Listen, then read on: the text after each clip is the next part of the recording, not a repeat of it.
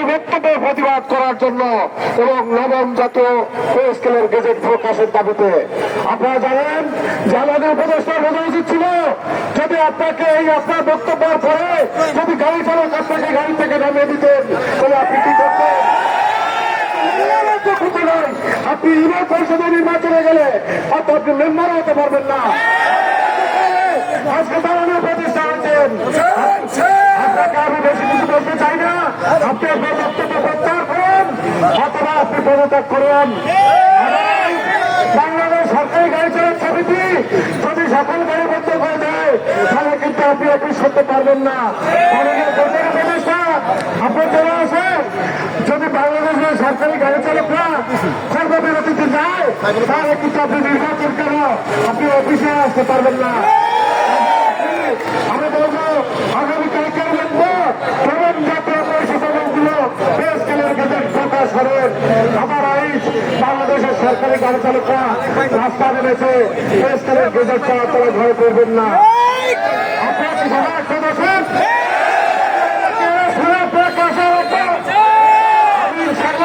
যদি পে স্কেলের গেজেট ঘোষণা না করে আমি বাংলাদেশের সকল সরকারি গাড়ি চালকদের বলবো আপনারা গাড়ি বন্ধ করে দিন।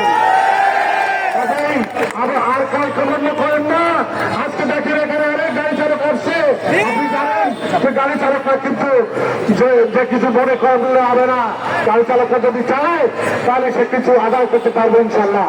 তাদের কর্মচারীদের সাথে আপনি আজকে শুধু ঢাকার প্রোগ্রাম আপনি খবর নিয়ে দেখেন বাংলাদেশের প্রত্যেকটা ডিস্ট্রিক্টে প্রত্যেকটা প্রেস ক্লাবের সাথে প্রতিবাদ সমাবেশ হচ্ছে। সেটা আমাদের কর্মসূচির ভিতরে ছিল না, তারপরে কিন্তু তারা পালন করছে।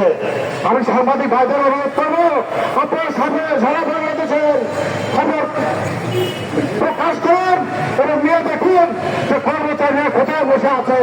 সবাই আজকে রাস্তায় নেমে গেছে।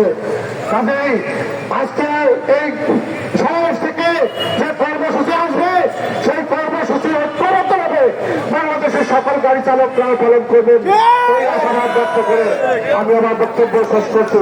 আল্লাহ বাংলাদেশ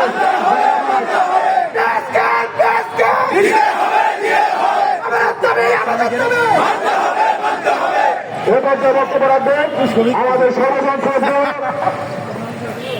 বাংলাদেশ সরকারি কর্মচারী সমন্বয় পরিষদের সম্মানিত সভাপতি জনাব এমএ হান্নান ভাই, জনাব এমএ হান্নান ভাই। কর্মচারী